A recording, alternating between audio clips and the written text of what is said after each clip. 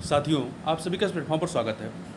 इस वीडियो में हम लोग जो है घटना से पब्लिकेशन के द्वारा जो वार्षिक रिमाइंडर करंट अफेयर्स नामक मैगजीन प्रकाशित की गई है, जिसमें आपका अगस्त 2023 से लेकर के जुलाई 2024 तक के सभी घटनाक्रम को या कह सकते हैं करंट अफेयर को संकलित किया गया है। इसमें आपका केंद्रीय बजट 2024-25, आर्थिक समीक्षा 2023-24 को संकलित किया गया है और साथ ही साथ जो अन्य करंट अफेयर हैं उनको भी संकलित किया गया है। और ये आपके आगामी परीक्षा, चाहे आपका उत्तर प्रदेश पुलिस भर्ती परीक्षा हो, उसके लिए जो अन्य आपकी परीक्षाएं आने वाले महीनों में होंगी, उनके लिए काफ़ी महत्वपूर्ण है। ठीक है, तो इस वीडियो में हम लोग जो है सबसे पहले आर्थिक समीक्षा या इकोनॉमिक सर्वे 2023-24 के बारे में बात करेंगे कि जो आर्थिक समीक्षा 2023-24 है उसकी मुख्य बातें क्या हैं। तो उन मुख्य बातों को हम लोग इस वीडियो में देखेंगे। और आगे बढ़ने से पहले आपसे ये कहना है कि यदि आपको इस पुस्तक का PDF चाहिए तो PDF का जो लिंक है वो डिस्क्रिप्शन बॉक्स में दे दिया जाएगा, वहाँ से आप जा करके डाउनलोड कर सकते हैं और घटना चक्र के एंड्रॉयड मोबाइल ऐप पर जा करके उसको फ्री में पढ़ सकते हैं। तो इस वीडियो में हम लोग सबसे पहले आर्थिक समीक्षा 2023-24 को देखेंगे, उसके बाद एक एक करके अन्य घटनाक्रमों को भी हम लोग कवर करेंगे। तो चलिए हम लोग भारतीय अर्थव्यवस्था पर एक नज़र मतलब आर्थिक सर्वेक्षण 2023-24 को देखते हैं। तो सबसे पहले हम लोग आर्थिक सर्वेक्षण क्या होता है इसको थोड़ा सा समझ लेते हैं कि इकोनॉमिक सर्वे होता क्या है।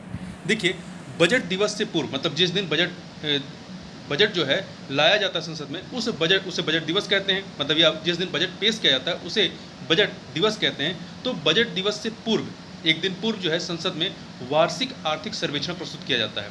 यह एक महत्वपूर्ण बजट पूर्व प्रपत्र होता है। इसमें न केवल वर्तमान आर्थिक स्थितियों, भावी संभावनाओं को स्पष्ट किया जाता है, बल्कि विभिन्न क्षेत्रों के आंकड़ों तथा उठाए गए नीतिगत कदमों का लेखा जोखा भी प्रस्तुत किया जाता है। इससे बजट पर एक सार्थक विचार विमर्श कर सकने की पृष्ठभूमि उपलब्ध हो जाती है। और यह जो इकोनॉमिक सर्वे या आर्थिक सर्वेक्षण है, इसे वित्त मंत्रालय के तहत जो आर्थिक कार्य विभाग होता है, उसके द्वारा ही इस आर्थिक सर्वेक्षण को तैयार किया जाता है। तो चलिए हम लोग 2023-24 के आर्थिक सर्वेक्षण को देख लेते हैं। इसकी जो मुख्य बातें हैं उसको देखते हैं। देखिए, केंद्रीय वित्त एवं कॉर्पोरेट कार्य मंत्री निर्मला सीतारमण द्वारा 22 जुलाई 2024 को संसद में आर्थिक समीक्षा 2023-24 प्रस्तुत किया गया। इसकी जो मुख्य बातें हैं वो क्या है। पहला जो है आर्थिक स्थिति, तो आर्थिक स्थिति के बारे में बताया गया है कि स्थिरता निरंतर बरकरार है। स्थिरता जो है हमारे अर्थव्यवस्था की वो निरंतर बरकरार है।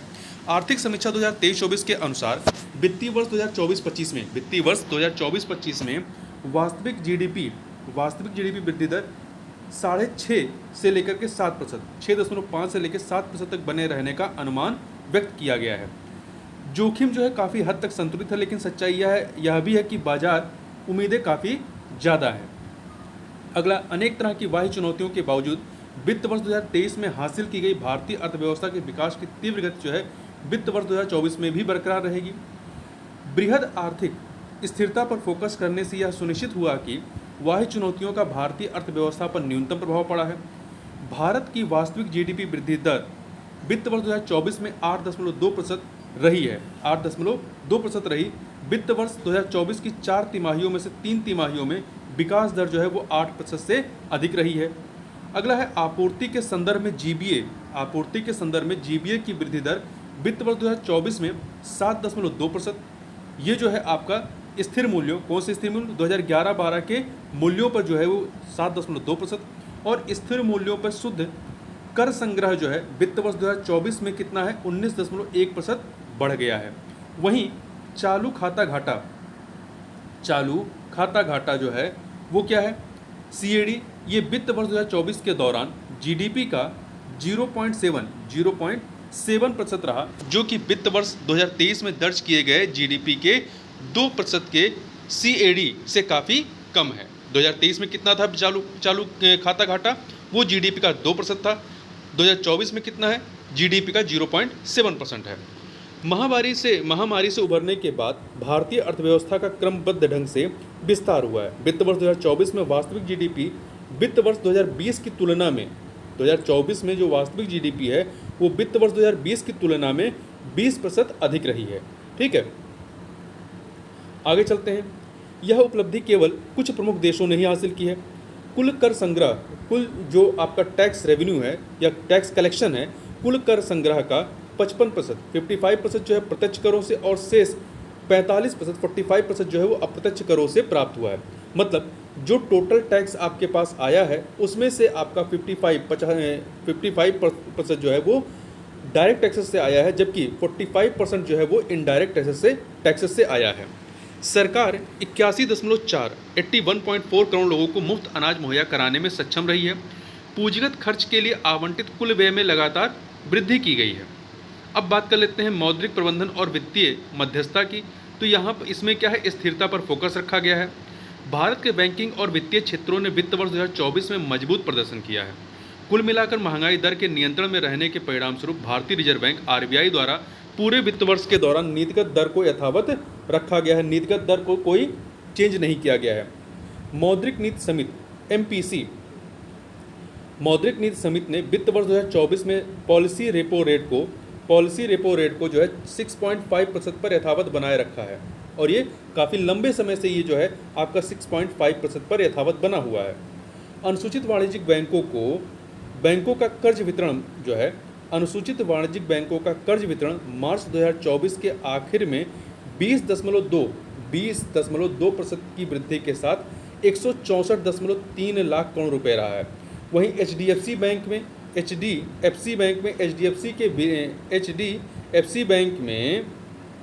एचडीएफसी के विलय के प्रभाव को छोड़कर ब्रांड मनी M3 की वृद्धि दर 22 मार्च 2024 को 11.2% थी वार्षिक आधार पर, जबकि एक वर्ष पहले यह वृद्धि दर कितनी थी, 9% ही थी। आगे बढ़ते हैं। बैंक कर्ज दहाई अंकों में बढ़ गए, जो कि काफ़ी व्यापक रहे। सकल एवं शुद्ध गैर निष्पादनकारी परिसंपत्तियां अर्थात फंसे हुए कर्ज कई वर्षों के न्यूनतम स्तर पर रहे हैं। जो आपकी एनपीए जो है वो कई वर्षों के न्यूनतम स्तर पर रहा है। बैंक परिसंपत्तियों की गुणवत्ता का बढ़ना यह दर्शाता है कि सरकार मजबूत एवं स्थिर बैंकिंग क्षेत्र को लेकर प्रतिबद्ध है। कर्ज वृद्धि में अभी भी वृद्धि बनी हुई है। सेवाओं के लिए दिए गए कर्जों और पर्सनल लोन का इसमें मुख्य योगदान रहा है। मतलब जो कर्ज दिए जा रहे हैं वो सेवाओं के लिए है और पर्सनल लोन के रूप में है।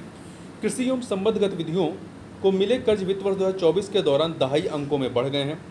औद्योगिक कर्जों की वृद्धि दर 8.5% रही, जबकि एक साल पहले यह वृद्धि दर 5.2% ही थी। प्राथमिक पूंजी बाजारों में वित्त वर्ष 2024 के दौरान 10.9 लाख करोड़ रुपए का पूंजी सृजन हुआ, जो वित्त वर्ष 2023 के दौरान निजी और सरकारी कंपनियों के सकल स्थिर पूंजी सृजन का लगभग 29% है। ठीक है। अगला है भारतीय शेयर बाजार का बाजार पूंजीकरण काफ़ी ज़्यादा बढ़ गया है। बाजार पूंजीकरण जीडीपी अनुपात पूरी दुनिया में 5वें सर्वाधिक स्तर पर रहा है। बाजार पूंजीकरण और जीडीपी अनुपात जो है वो पूरी दुनिया में 5वें सर्वाधिक स्तर पर रहा है। वित्तीय समावेशन केवल एक लक्ष्य नहीं है, बल्कि सतत आर्थिक विकास सुनिश्चित करने, असमानता में कमी लाने तथा गरीबी उन्मूलन में भी मददगार है। अगली बड़ी चुनौती डिजिटल वित्तीय समावेशन, जिसे शॉर्ट में हम लोग कह सकते हैं DFI। ठीक है, DFI है, डिजिटल फाइनेंशियल इंक्लूजन। ठीक है, आपका डिजिटल वित्तीय समावेशन। कर्ज के संदर्भ में बैंकिंग जो है, बैंकिंग सहारे का वर्चस्व धीरे धीरे कम हो रहा है और पूंजी बाजारों की भूमिका बढ़ रही है। मतलब कर्ज के लिए बैंकिंग सहारे का वर्चस्व धीरे धीरे कम हो रहा है, पूंजी बाजारों की भूमिका बढ़ रही है। चूंकि भारत की वित्तीय क्षेत्र में व्यापक बदलाव देखने को मिल रहे हैं, इसलिए इसे संभावित असुरक्षा या खतरों से निपटने के लिए अवश्य ही तैयार रहना चाहिए। भारत आने वाले दशक में सबसे तेज़ी से विकसित होने वाले बीमा बाजारों में से एक रहेगा। वहीं भारत का माइक्रो फाइनेंस क्षेत्र जो है वो चीन के बाद दुनिया में दूसरे सबसे बड़े माइक्रो फाइनेंस क्षेत्र के रूप में उभरा है। केंद्र सरकार द्वारा समय पर उठाए गए नीतिगत कदमों और भारतीय रिजर्व बैंक के मूल्य स्थिरता संबंधी उपायों से खुदरा महंगाई दर को 5.4% पर बरकरार रखने की मदद मिली। जो खुदरा महंगाई दर है इसको 5.4% पर बरकरार रखने में मदद मिली, जो कि महामारी से लेकर अब तक की अवधि में न्यूनतम रहा है। अगला है, केंद्र सरकार ने LPG पेट्रोल और डीजल की कीमतें घटाने की घोषणा की है। LPG पेट्रोल और डीजल की कीमतें घटाने की घोषणा की है। इसके परिणामस्वरूप ईंधन की खुदरा महंगाई दर वित्त वर्ष 2024 में निम्नतर स्तर पर टिकी रही। कोर सेवाओं की महंगाई दर घट करके वित्त वर्ष 2024 में पिछले 9 वर्षों के न्यूनतम स्तर पर आ गई। इसके साथ ही कोर वस्तुओं की महंगाई दर भी घटकर पिछले 4 वर्षों के न्यूनतम स्तर पर आ गई। फिर से देखिए, कोर सेवाएं और कोर वस्तुओं दोनों की बात हो रही है। कोर सेवाओं की महंगाई दर घट करके वित्त वर्ष 2024 में पिछले 9 वर्षों के न्यूनतम स्तर पर आ गई।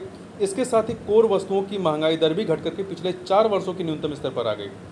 मौसमी प्रभावों, जलाशयों के जलस्तर में कमी तथा फसलों के नुकसान के कारण कृषि क्षेत्र को चुनौतियों का सामना करना पड़ा, जिनसे कृषि उपज और खाद्यान्नों की कीमतों पर असर पड़ा। वित्त वर्ष 2023 में खाद्य महंगाई दर जो है, वित्त वर्ष 2023 में खाद्य महंगाई दर 6.6% थी। जो वित्त वर्ष 2024 में जो ये खाद्य महंगाई दर है वो कितनी हो गई है, ये बढ़ करके 7.5% हो गई। मतलब महंगाई बढ़ी है, ऐसा आर्थिक सर्वेक्षण में भी कहा गया है। जो 2023 में खाद्य महंगाई दर 6.6% थी, वो बढ़ करके 2024 में कितना हो गया है, 7.5 हो गई है। 29 राज्यों और केंद्रशासित प्रदेशों में वित्त वर्ष 2024 में महंगाई दर 6% से कम रही। 29 राज्यों और केंद्रशासित प्रदेशों में वित्त वर्ष 2024 में महंगाई दर 6% से कम रही। इसके अलावा उच्च महंगाई दर वाले राज्यों में ग्रामीण शहरी महंगाई दर अंतर अधिक रहा है। राज्यों में ग्रामीण शहरी महंगाई दर अंतर अधिक रहा है, जहां ग्रामीण महंगाई दर शहरी महंगाई दर से अधिक रही है। मतलब गाँव में महंगाई जो है वो शहरों से ज़्यादा रही है। रिजर्व बैंक द्वारा वित्त वर्ष 2025 और वित्त वर्ष 2026 में महंगाई दर को कम करके क्रमशः 4.5, मतलब 2025 में कितना लक्ष्य है, 2025 में महंगाई दर को 4.5 पे लाना है और 2026 में 4.1% रहने का अनुमान लगाया गया है।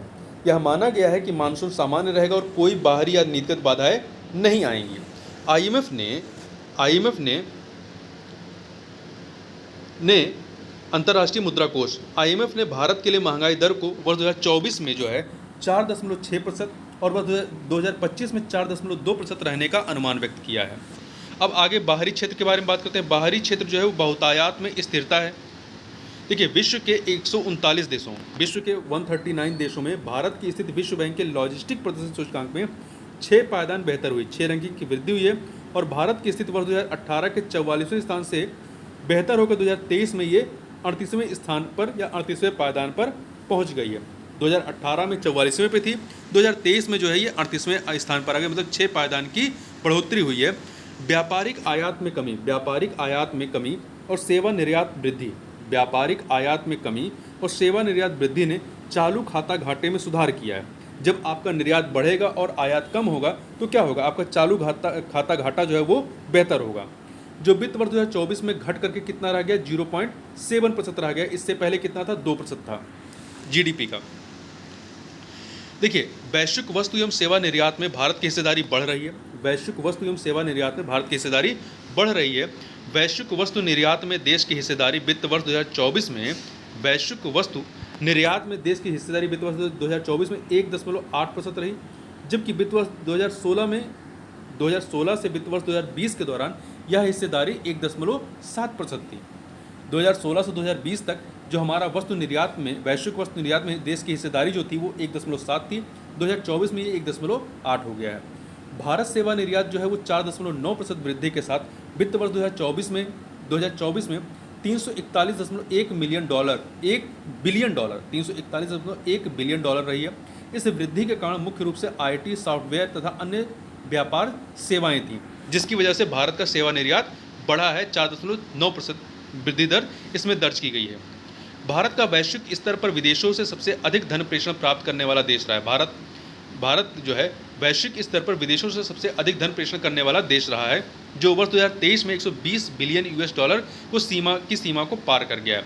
इसके बाद दूसरे नंबर पे आपका मैक्सिको है।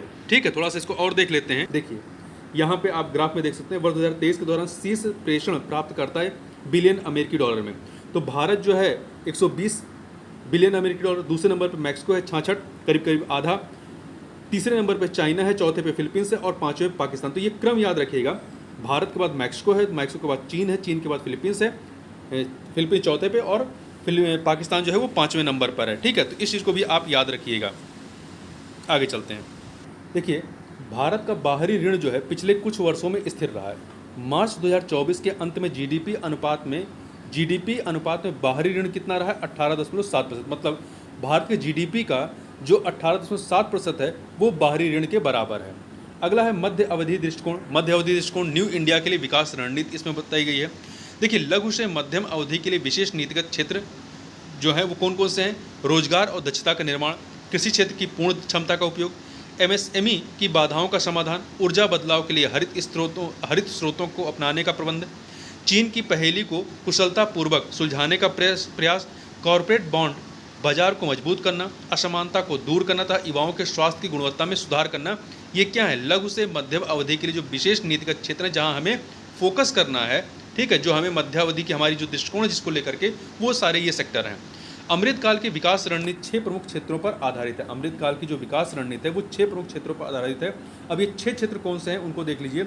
6 क्षेत्र हैं: निजी निवेश को प्रोत्साहन, एमएसएमई का विस्तार, दूसरा एमएसएमई का विस्तार है, तीसरा विकास के इंजन के रूप में कृषि, चौथा ऊर्जा बदलाव के लिए हरित स्रोतों को अपनाने के लिए वित्त पोषण, पांचवा शिक्षा रोजगार के अंतर को कम करना और छठा है राज्यों का क्षमता निर्माण। तो ये 6 जो आपके रणनीतियां हैं इनको याद कर लीजिएगा। भारत में 7% से अधिक वृद्धि दर के लिए केंद्र सरकार, राज्य सरकारों तथा निजी क्षेत्र के बीच एक त्रिपक्षीय समझौते की आवश्यकता है। यदि हमें जो हमारा जीडीपी है वो 7% की वृद्धि दर के साथ यदि बढ़ाना हो तो जलवायु परिवर्तन और ऊर्जा स्रोतों में बदलाव को अपनाना। देखिए, ये क्या है? बाधाओं के समाधान के लिए हमें जलवायु परिवर्तन और ऊर्जा स्रोतों में बदलाव को अपनाना होगा। अंतर्राष्ट्रीय वित्त निगम की एक रिपोर्ट में कहा गया है कि भारत G20 समूह का एकमात्र ऐसा देश है जहां 2 डिग्री सेंटीग्रेड ताप वृद्धि की संभावना है। 31 मई 2024 तक स्थापित विद्युत क्षमता में गैर जीवाश्म स्रोतों की जो हिस्सेदारी है, गैर जीवाश्म स्रोतों की हिस्सेदारी 45.4 हो गई है। ठीक है, 31 मई 2024 तक स्थापित विद्युत उत्पादन क्षमता में गैर जीवाश्म स्रोतों की सोर्सेस की जो हिस्सेदारी है वो 45.4% हो गई है। इसके अलावा देश ने अपने जीडीपी की उत्सर्जन तीव्रता को जो है वो कम किया है, जिसमें वर्ष 2005 के स्तर की तुलना में 2019 में 33% की कमी दर्ज की गई है। वर्ष 2005 से 2019 के मध्य भारत की जीडीपी लगभग 7% की चक्रवृद्धि वार्षिक वृद्धि दर के साथ बढ़ी है, जबकि उत्सर्जन की वृद्धि दर जो है वो 4% चक्रवृद्धि दर के साथ रही है। ठीक है, CAGR रही है। सरकार ने कई स्वच्छ कोयला पहलों की शुरुआत की है, जिसमें कोयला गैसीकरण मिशन भी शामिल है। क्या है? कोयला गैसीकरण मिशन भी शामिल है। विगत 5 वर्षों में ईपीएफओ के तहत निवल पेरोल में दोगुने से अधिक की वृद्धि हुई है। यह वित्त वर्ष 2019 के 61.1 लाख कर्मचारियों की तुलना में वित्त वर्ष 2024 में 131.5 लाख है। 51 मिलियन टन तेल के बराबर 51 मिलियन टन तेल के बराबर कुल वार्षिक ऊर्जा बचत सालाना ये कितने की है? 1,94,320 करोड़ रुपए की बचत के समान है, और इससे करीब 306 मिलियन टन उत्सर्जन में कमी आएगी। सरकार ने जनवरी-फरवरी 2023 में 16,000 करोड़ रुपए और उसके बाद अक्टूबर-दिसंबर 2023 में 20,000 करोड़ रुपए के सॉवरेन हरित बॉन्ड जारी किए हैं। तो जनवरी-फरवरी 2023 में 16,000 करोड़ के और अक्टूबर-दिसंबर में 20,000 करोड़ रुपए के सॉवरेन बॉन्ड हरित बॉन्ड जारी किए गए हैं। अगला है सामाजिक क्षेत्र लाभ जो सशक्त बनाते हैं। वित्तीय वर्ष 2018-2024 के मध्य, देखिए ये जो आपके हैं,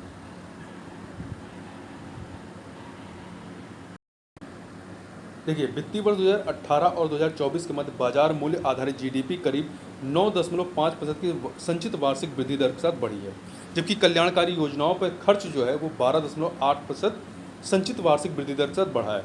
मतलब फिर से देख लीजिए, वित्तीय वर्ष 2018 से 2024 के मध्य बाजार मूल्य आधारित जीडीपी जो है करीब 9.5% की संचित वार्षिक वृद्धि दर के साथ बढ़ी है, और वहीं जबकि कल्याणकारी योजनाओं पर जो खर्च है वो 12.8% संचित वार्षिक वृद्धि दर के साथ बढ़ी है। असमानता का संकेतक गिनी कोफिशिएंट देश के ग्रामीण क्षेत्र के संदर्भ में 0.283 से घट करके 0.266 तथा शहरी क्षेत्र के संदर्भ में ये 0.363 से घट करके 0.314 पर आ गया है। 34.7 करोड़ से अधिक आयुष्मान भारत कार्ड बनाए गए हैं, और योजना के तहत अस्पतालों में भर्ती 7.37 करोड़ मरीजों को कवर किया गया है। आगे चलते हैं, अगला है बौद्धिक स्वास्थ्य सुनिश्चित करने की चुनौती आर्थिक रूप से महत्वपूर्ण है। ऐसे में आयुष्मान भारत PMJY स्वास्थ्य बीमा के तहत 22 बौद्धिक बीमारियों को कवर किया गया। कितनी बौद्धिक बीमारियों को? तो 22 बौद्धिक बीमारियों को कवर किया गया है। बच्चों की शुरुआती शिक्षा, पोषण भी, पढ़ाई भी। कार्यक्रम का उद्देश्य, कौन सा कार्यक्रम? बच्चों की शुरुआती शिक्षा, पोषण भी, पढ़ाई भी। कार्यक्रम का उद्देश्य है आंगनवाड़ी केंद्रों में विश्व का सबसे बड़ा सार्वभौमिक उच्च गुणवत्ता प्री स्कूल नेटवर्क विकसित करना। उच्च शिक्षा में सभी वर्गों की महिलाओं के दाखिले में तीव्र वृद्धि हुई है। साथ ही SC, ST और OBC जैसे वर्गों की संख्या बढ़ने से वित्त वर्ष 2015 से 31.6 की वृद्धि दर्ज की गई है। सरकार द्वारा वित्त वर्ष 2024-25 में 3.1 लाख करोड़ रुपए का प्रावधान किया गया है, जो वित्त वर्ष 2014 जो बजट अनुमान रहा है 2014 की तुलना में 218.8% की वृद्धि दर्शाता है। ठीक है, अगला है PM आवास ग्रामीण के तहत पिछले 9 वर्षों में, मतलब 9 वर्षों में 10 जुलाई 2024 तक की स्थिति के अनुसार गरीबों के लिए 2.63 करोड़ आवासों का निर्माण किया गया है। ग्राम सड़क योजना के तहत वर्ष 2014-15 से लेकर के आपका 10 जुलाई 2024 की स्थिति के अनुसार 15.14 लाख किलोमीटर सड़क निर्माण कार्य पूरा किया गया है। अब रोजगार और कौशल विकास के संबंध में बात करें तो यहाँ गुणवत्ता की ओर ध्यान दिया गया है। वर्ष 2023-24 में बेरोजगारी दर घट करके वर्ष 2022-23 में बेरोजगारी दर घट करके 3.2% पर आने से भारतीय श्रमिक बाजार संकेतक में पिछले 6 वर्षों के दौरान सुधार आया है। PLFS की वार्षिक रिपोर्ट के अनुसार 45% से अधिक कार्यबल कृषि क्षेत्र में, 45% से अधिक कार्यबल जो है आपका कृषि क्षेत्र में है, 11.4% विनिर्माण क्षेत्र में और 28.9% सेवा क्षेत्र में और 13% निर्माण क्षेत्र में है। फिर से देख लीजिए, आंकड़े बहुत महत्वपूर्ण हैं। 45% से अधिक कार्यबल कृषि क्षेत्र में लगा हुआ है, 11.4% विनिर्माण क्षेत्र में मैन्युफैक्चरिंग में है। ठीक है, 28.9% जो है आपका सेवा क्षेत्र में और 13% जो है वो निर्माण क्षेत्र में नियुक्त है। PLFS की वार्षिक रिपोर्ट के अनुसार 15 से 29 वर्ष की आयु वर्ग में युवा बेरोजगारी दर वर्ष 2017-18 के 17.8% से घट करके 2022-23 में ये 10% पर आ गई है। EPFO पेरोल में शामिल नए सब्सक्राइबर में करीब दो तिहाई लोग जो हैं वो 18 से 28 वर्ष के आयु वर्ग के से थे। लैंगिक परिप्रेक्ष्य में महिला श्रमिक बल भागीदारी दर FPR लैंगिक परिप्रेक्ष्य में महिला श्रमिक बल भागीदारी दर FPR 6 वर्षों से बढ़ रहा है। ASI 2021-22 के अनुसार संगठित विनिर्माण क्षेत्र में रोजगार दर सुधर करके महामारी पूर्व के स्तर के ऊपर पहुंच गई है। इसके साथ ही प्रति कारखाना रोजगार महामारी पूर्व के स्तर से बढ़ा है। वित्त वर्ष 2015 से 2022 के दौरान ग्रामीण क्षेत्रों में प्रति कामगार वेतन में शहरी क्षेत्रों के 6.1% CAGR के मुकाबले 6.9% CAGR की वृद्धि हुई है। शहरी क्षेत्र में 6.1 और ग्रामीण क्षेत्रों में 6.9% की वृद्धि दर हुई है प्रति कामगार वेतन में। 100 से अधिक कर्मचारियों को नियुक्त करने वाले कारखानों की संख्या वित्त वर्ष 2018 के मुकाबले 2022 में जो है ये 11.8% बढ़ी है। आगे चलते हैं। EPFO में वित्त वर्ष 2015 और 2024 के मध्य सदस्यों की संख्या में 8.4% की महत्वपूर्ण वृद्धि हुई है। गिग कार्यबल जैसे आपके जोमेटो वाले हैं, ठीक है, स्विगी, ये सब जो हैं ये गिग कार्यबल के तहत आते हैं, या जो आपके सामान की डिलीवरी करते हैं। तो गिग कार्यबल के वर्ष 2029-30 तक बढ़ करके 2.35 करोड़ होने का अनुमान है। भारतीय अर्थव्यवस्था को गैर कृषि क्षेत्र में वर्ष 2030 तक प्रतिवर्ष लगभग 78.51 लाख नौकरी उत्पन्न करने की आवश्यकता है, जिससे श्रम शक्ति में वृद्धि की जा सके। तो ये आंकड़ा महत्वपूर्ण याद रखिए कि भारतीय अर्थव्यवस्था को गैर कृषि क्षेत्र में वर्ष 2030 तक प्रतिवर्ष लगभग 78.51 मतलब कह सकते 78.5 लाख नौकरी उत्पन्न करने की आवश्यकता है, जिससे श्रम शक्ति में वृद्धि की जा सके। देश में वर्ष 2022 में 50.7 करोड़ लोगों की देखभाल की तुलना में वर्ष 2050 में 64.7 करोड़ लोगों की देखभाल की आवश्यकता होगी। इसलिए हमें मेडिकल सुविधाओं को बढ़ाना होगा। सकल घरेलू उत्पाद के जीडीपी के 2% के बराबर प्रत्यक्ष सार्वजनिक निवेश से 11 मिलियन रोजगार सृजन होने की संभावना है, जिनमें से लगभग 70% महिलाओं को मिलेगी। अब बात करते हैं कृषि और खाद्य प्रबंधन की। तो यदि हम सही कर लें तो कृषि में बढ़ोतरी अवश्य होगी। देखिए, कृषि और संबद्ध क्षेत्र ने पिछले 5 वर्षों में स्थिर मूल्यों पर 4.18% की वार्षिक वृद्धि दर दर्ज की है। कृषि और संबद्ध क्षेत्र ने पिछले 5 वर्षों में स्थिर मूल्यों पर 4.18% की औसत वार्षिक वृद्धि दर दर्ज की है। 31 जनवरी 2024 तक कुल कृषि भुगतान जो है वो 22.84 लाख करोड़ था। 31 जनवरी 2024 तक बैंकों ने 9.4 लाख करोड़ की 7.5 करोड़ किसान क्रेडिट कार्ड जारी किया है। मतलब 7.5 करोड़ जो है किसान क्रेडिट कार्ड जारी किए गए हैं 31 जनवरी 2024 तक। वर्ष 2015 से 2023-24 के दौरान न्यूनतम जल अधिकतम फसल पीडीएमसी के तहत देश में सूक्ष्म सिंचाई के अंतर्गत 90 लाख हेक्टेयर क्षेत्र को शामिल किया गया है। अनुमान है कि शिक्षा सहित कृषि अनुसंधान में लगाए गए प्रत्येक रुपये से एक रुपया यदि लगाएंगे तो शिक्षा कृषि अनुसंधान में यदि 1 रुपया लगाएंगे तो उससे हमें जो प्रतिफल मिलेगा वो 13.85 रुपये का प्रतिफल मिलेगा। अब उद्योग की बात कर लेते हैं। मध्यम एवं लघु दोनों उद्योग जो है अपरिहार्य हैं, नेसेसरी हैं, ध्यान देना। वित्त वर्ष 2024 में 8.2% की आर्थिक वृद्धि को वित्त वर्ष 2024 में 8.2% की वार्षिक आर्थिक वृद्धि को 9.5% की औद्योगिक विकास दर के साथ समर्थन मिला है।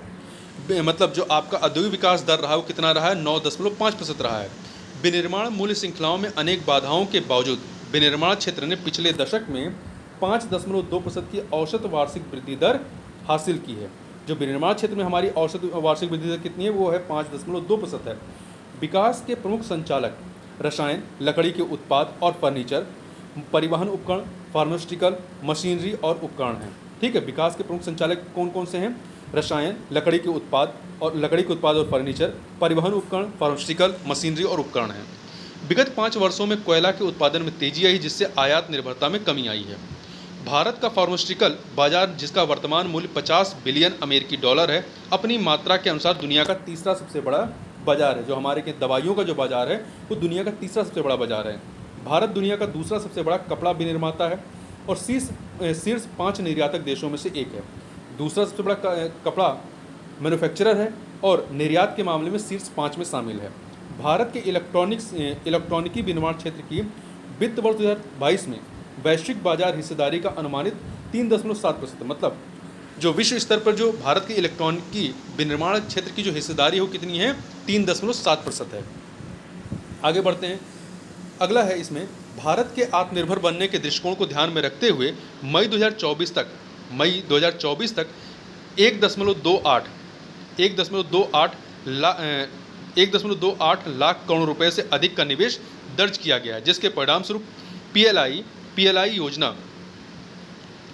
योजना के अंतर्गत 10.8 लाख करोड़ रुपए का उत्पादन या बिक्री और 8.5 लाख रुपए से अधिक का रोजगार सृजन प्रत्यक्ष और अप्रत्यक्ष हुआ है। अब सेवाओं के बारे में बात करते हैं। सेवाएं विकास के अवसरों को बढ़ावा देना। देखिए, सेवा क्षेत्र जो है भारत की प्रगति में निरंतर महत्वपूर्ण योगदान दे रहा है, जो वित्त वर्ष 2024 में अर्थव्यवस्था के कुल आकार का लगभग 55% है। मतलब हमारे जो पूरा अर्थव्यवस्था है उसका 55% जो हिस्सेदारी है वो सेवा क्षेत्र की, सर्विस सेक्टर की है। ठीक है, तो ये सबसे बड़ा क्षेत्र है सर्विस सेक्टर। सेवा क्षेत्र में सर्वाधिक सक्रियता कंपनियों की रही है, 65%। वैश्विक स्तर पर भारत का सेवा निर्यात वर्ष 2022 में दुनिया के वाणिज्यिक सेवा निर्यात का 4.4% था। भारत के सेवा निर्यात में कंप्यूटर और व्यापार सेवा निर्यात का हिस्सा जो है, भारत के सेवा निर्यात में यदि बात करें, महत्वपूर्ण आंकड़ा है, कंप्यूटर और व्यापार सेवा निर्यात का हिस्सा 73% दर्ज है। वार्षिक आधार पर वित्त वर्ष 2024 में इसमें 9.6% की वृद्धि दर्ज की गई है। डिजिटल माध्यम से दी जाने वाली सेवाओं के निर्यात में वैश्विक स्तर पर भारत की हिस्सेदारी वर्ष 2019 के 4.4% से बढ़कर के 2023 में ये 6% हो गई है। वित्त वर्ष 2024 में भारतीय हवाई यात्रियों की संख्या में वार्षिक आधार पर 15% की वृद्धि दर्ज करते हुए भारत की विमानन क्षेत्र में अच्छी प्रगति दर्ज की गई है। वित्त वर्ष 2024 में भारतीय हवाई अड्डों पर एयर कार्गो का रखरखाव वार्षिक आधार पर 7% वृद्धि के साथ 33.7 लाख टन के स्तर पर पहुँच गया है।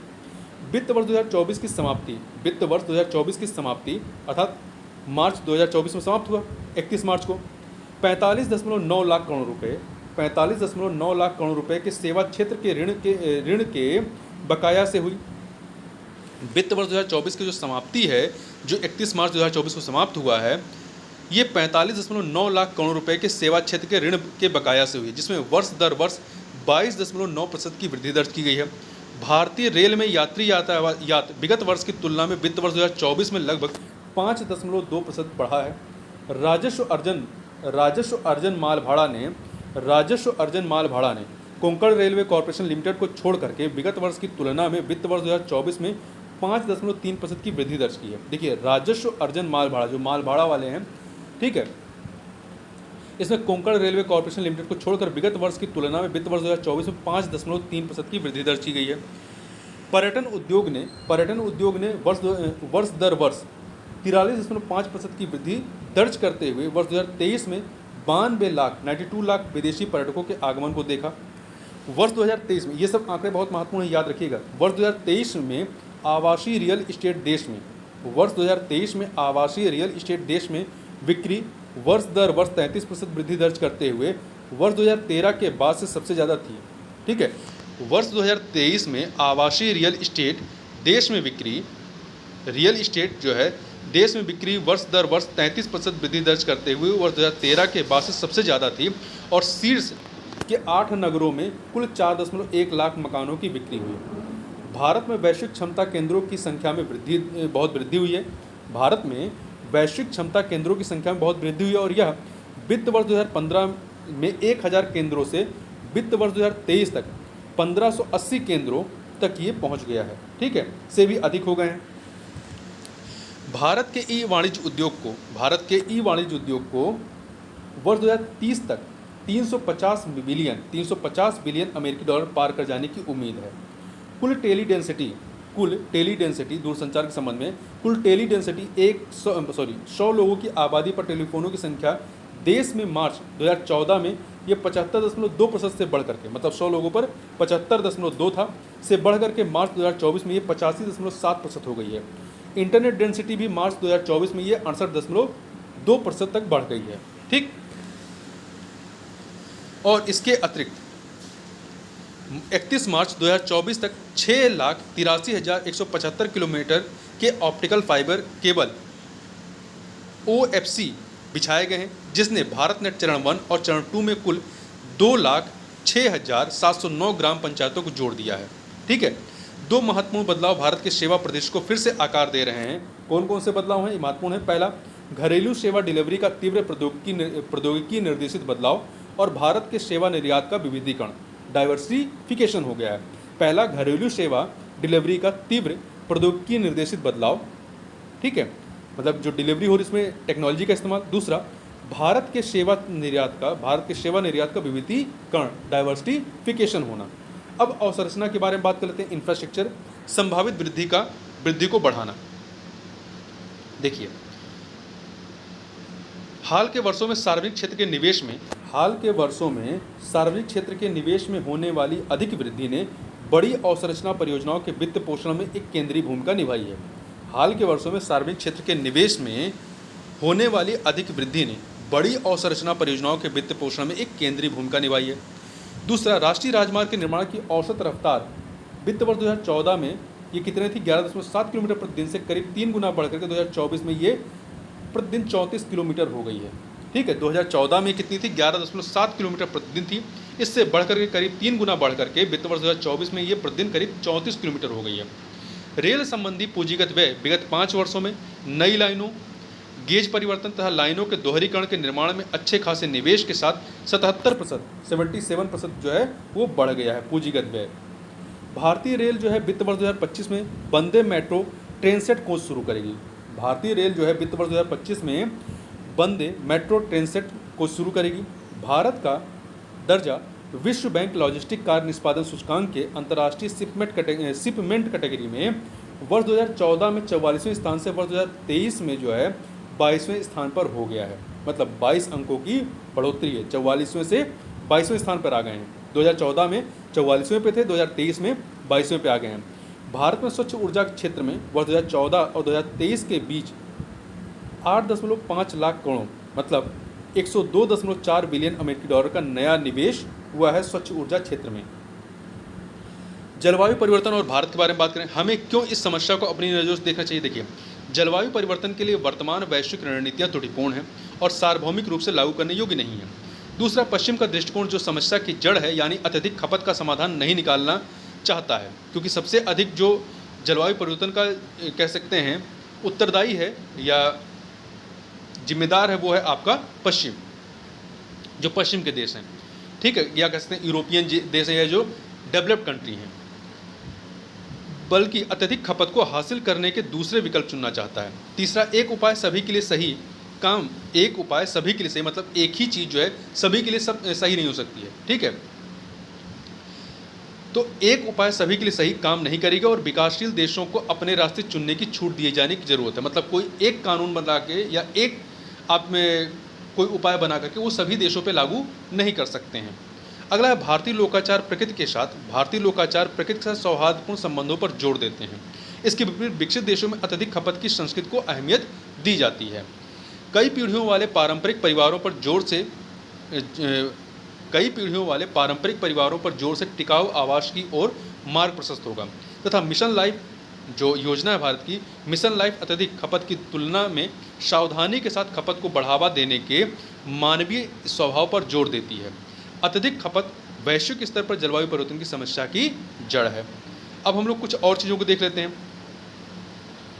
एक सेकेंड, माइक्रो फाइनेंस संस्थान के संबंध में कुछ फैक्टों को देख लें। भारत में दूसरा सबसे बड़ा माइक्रो फाइनेंस क्षेत्र है। नंबर 1 पर चाइना है। एमएफआई के कुल ग्राहकों में 98% जो है वो क्या है, महिलाएं हैं। सूक्ष्म ऋण के तहत एमएफआई माइक्रो फाइनेंस जो इंस्टीट्यूशंस हैं, तो सूक्ष्म ऋण के तहत एमएफआई ने 532 लाख से अधिक ग्राहकों तक पहुंच बनाई है, जिन पर कुल 1.8 लाख करोड़ रुपए का ऋण बकाया है। आरबीआई के वित्तीय समावेशन सूचकांक में मार्च 2023 में 60.1 से मार्च 2024 में 64.2 तक की वृद्धि भारत में वित्तीय क्षेत्र की पहुंच, उपयोग और गुणवत्ता में सुधार का संकेत देती है। कुछ अन्य क्षेत्रों को देखें। वायु क्षेत्र समृद्धि के बीच स्थिरता, मतलब कुछ पैमानों पर देखें कि भारत कहाँ पर है। विश्व सेवा निर्यात में भारत का सेवा निर्यात हिस्सा कितना है, वो है 4.3% है। विश्व के दूरसंचार, कंप्यूटर और सूचना सेवा निर्यात में स्थान कितना है, दूसरा है। विश्व के व्यक्तिगत, सांस्कृतिक और मनोरंजन सेवाओं के निर्यात में स्थान कौन सा है, छठा है। विश्व के अन्य व्यावसायिक सेवा निर्यातों में स्थान कौन सा है, तो ये 8वां है। अन्य कुछ फैक्टों को देख लेते हैं। यहाँ पे थोड़ा सा कुछ आंकड़ों को देख लेते हैं। जैसे खाद्यान्न उत्पादन की बात कर लेते हैं। देखिए 2020-21 में जो खाद्यान्न उत्पादन का जो अनुमान था वो 310.7 था। 2021-22 में 2020-21 में 310.1 था, ठीक है, सॉरी ये आपका 310.7 था। 2021-22 में 315.6 हुआ। 2022-23 में ये 329.7 हुआ। और अब आपका 2023-24 में जो है ये थोड़ा सा जो इसमें कमी दर्ज की गई 328.9। मतलब जो खाद्यान्न उत्पादन का जो अग्रिम अनुमान है आपका, तो 2022-23 में ये कितना था, 329.7 था, जबकि 2023-24 में 328.9। मतलब पिछले वर्ष के कंपेयर में खाद्यान्न उत्पादन में के अनुमान में गिरावट दर्ज की गई, तो इसको याद रखिएगा। औद्योगिक वृद्धि दर के बारे में बात कर लेते हैं। तो औद्योगिक वृद्धि दर को देखें आप, यहाँ पे स्थिर मूल्यों पर वृद्धि दर की बात की जा रही है। 2020-21 में जब आपका कोरोना काल चल रहा था, महामारी चल रही थी, 0 माइनस में था, निगेटिव था 0.4। फिर आपका 2021-22 में ये 12.2 हुआ। फिर 2022-23 में ये इसमें कमी दर्ज की 2.1 रहा, जबकि 2023-24 में ये आपका 9.5 पे है। सेवा क्षेत्र में देखें, सेवा क्षेत्र में मूलभूत कीमतों पर सकल मूल्य वृद्धि, तो 2020-21 महामारी काल में -8.4 था, 2021-22 में 9.2, 2022-23 में 10%, और फिर 2023-24 में ये घट करके कितना हो गया, 7.6 हो गया है, ठीक है। तो ये एक समान नहीं चल रहा है। वहीं पे पूंजी व्यय की बात कर लेते हैं। पूंजी व्यय को आप देखें जीडीपी के प्रतिशत के रूप में 2020-21 में कितना था, 2.1, 2021-22 में 2.5, 2022-23 में 2.7 और 2023-24 में 3.2। मतलब जो पूंजी व्यय है वो लगातार जीडीपी के परसेंटेज के रूप में बढ़ रहा है, मतलब पूंजी व्यय सरकार के द्वारा लगातार बढ़ाया जा रहा है। इस चीज़ को ध्यान रखिएगा। इसके अतिरिक्त जीडीपी वृद्धि दर की बात कर लेते हैं। जीडीपी वृद्धि दर की बात कर लेते हैं तो देखिए, ये 2020-21 में जब आपका महामारी का टाइम चल रहा था तो ये कितना था, माइनस में था, -5.8 था। फिर 2021-22 में ये 9.7 के दर से बढ़ता है। 2022-23 में ये घट करके 7 आता है। 2023-24 में 8.2 और 2024-25 के लिए जो अनुमान व्यक्त किया गया है, जो पूर्वानुमान है, ठीक है, पूर्वानुमान कितना है, ये 6.5 से 7% रहने का अनुमान दर्ज किया गया है। तो आप देखें 2020-21 में माइनस में चला गया था, फिर ये एक बारगी ये बूम करता है 9.7, फिर ये कम होता है 7 पे आता है, फिर ये थोड़ा बढ़ता है 8.2 पहुंचता है 2023-24 में, और फिर से इसमें गिरावट 2024-25 में गिरावट दर्ज की गई है और इसके 6.5 से 7% रहने का अनुमान है।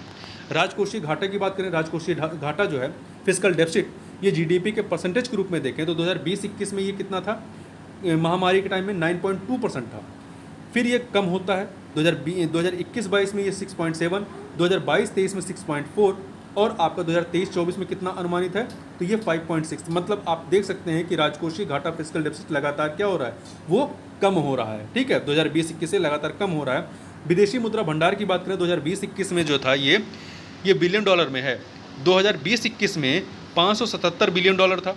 2021-22 में 607.3 बिलियन डॉलर होता है। 2022-23 में ये थोड़ा कम होता है और ये 578.4 बिलियन डॉलर के करीब आ जाता है।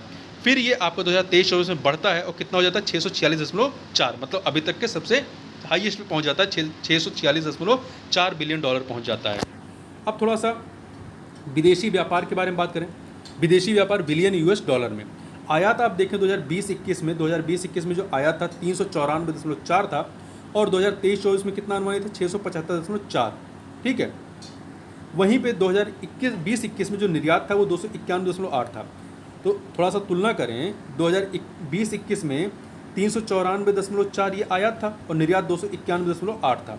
मतलब आयात जो था निर्यात से ज़्यादा था, तो हमारा क्या होगा, ये घाटे का हमारा घाटे में था ना। जब हमारा आयात ज़्यादा होगा निर्यात कम होगा तो घाटा होगा। तो यहाँ पर क्या था, यहाँ पे घाटा था और ये घाटा आप देखें 2023-24 में ये घाटा आपका और ज़्यादा बढ़ गया है। 600 आपका आयात 675.4 रहा है और जबकि निर्यात जो है 437.1 रहा है, ठीक है। तो ये हमने कुछ जो आर्थिक समीक्षा या इकोनॉमिक सर्वे 2023-24 रहा है, इसकी कुछ महत्वपूर्ण बातें जो हमारे परीक्षा के दृष्टिकोण से काफ़ी महत्वपूर्ण है, उसको हम लोगों ने यहाँ पर देखा। तो इस वीडियो में बस इतना ही, मिलते हैं नेक्स्ट वीडियो में, तब तक के लिए बहुत बहुत धन्यवाद।